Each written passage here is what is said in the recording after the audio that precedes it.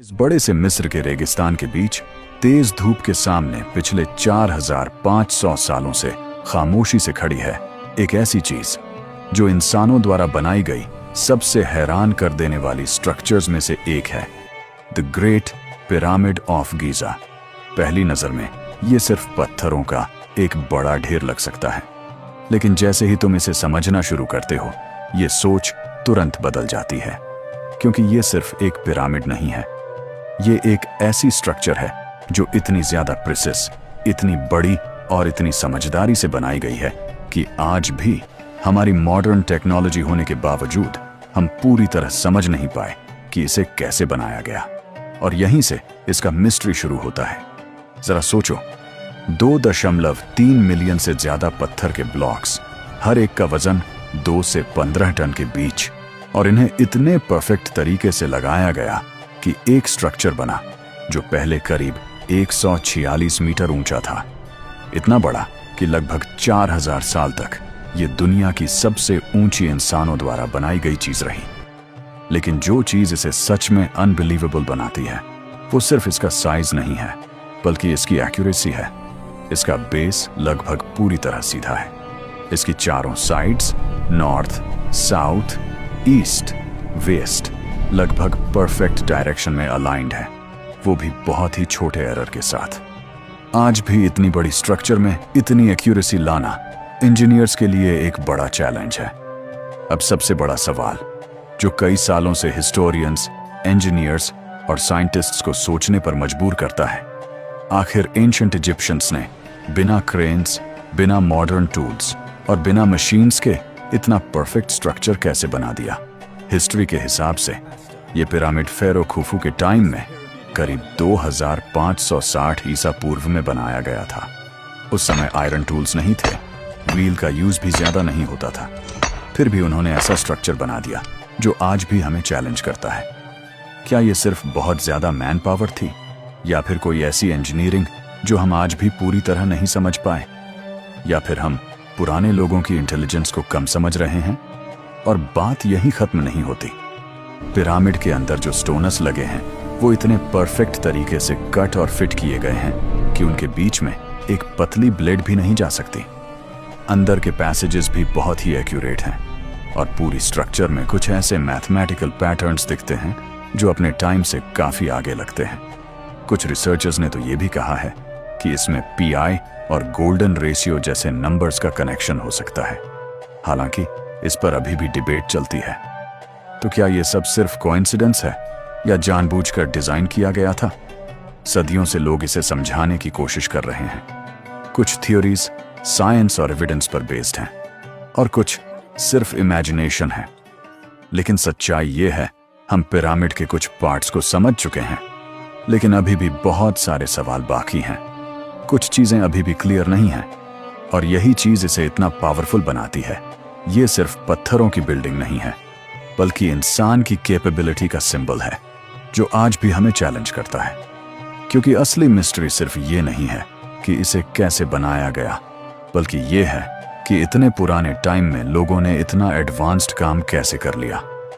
और जैसे जैसे तुम इस स्टोरी में आगे जाओगे तुम्हें समझ आएगा ये सिर्फ पास्ट की कहानी नहीं है, ये इस बात की कहानी है कि शायद हमने ह्यूमन हिस्ट्री को सही से समझा ही नहीं। अगर शुरुआत में ये पिरामिड इम्पॉसिबल लगता है तो असली सरप्राइज ये है, आर्कियोलॉजिस्ट्स एक्चुअली इसका काफी हिस्सा समझ चुके हैं। पूरी तरह नहीं, लेकिन जितना लोग सोचते हैं उससे कहीं ज्यादा। पहले लोग सोचते थे कि हजारों स्लेव्स को जबरदस्ती काम करवाया गया था, लेकिन आज की डिस्कवरेज ने यह आइडिया बदल दिया है। गीजा के पास खुदाई में वर्कर्स के पूरे गांव मिले हैं, जहां बेकरी, सोने की जगह और मेडिकल केयर भी थी। इसका मतलब ये लोग स्लेव्स नहीं थे, बल्कि स्किल्ड वर्कर्स थे। ये लोग नील रिवर के फ्लड सीजन में काम करते थे, जब खेती पॉसिबल नहीं होती थी। यानी ये कोई रैंडम काम नहीं था, ये एक वेल ऑर्गेनाइज्ड नेशनल प्रोजेक्ट था। अब सोचो स्केल, 2.3 मिलियन स्टोन्स को निकालना, लाना और सही जगह रखना। ज्यादातर पत्थर पास के क्वारी से आते थे। टूल्स सिंपल थे, कॉपर टूल्स, पत्थर के हैमर और लकड़ी के स्लेजेस। लेकिन स्मार्ट पार्ट ये था, वो इन भारी पत्थरों को रेत पर घसीटते थे, और आगे पानी डालते थे ताकि फ्रिक्शन कम हो जाए। सिंपल ट्रिक, लेकिन बहुत इफेक्टिव। अंदर के रूम्स के लिए हैवी ग्रेनाइट स्टोन्स असवान से लाए गए, जो 800 किलोमीटर दूर है। इन्हें बोट से नाइल रिवर के जरिए लाया गया। यह सिर्फ मेहनत नहीं थी, यह हाई लेवल प्लानिंग थी।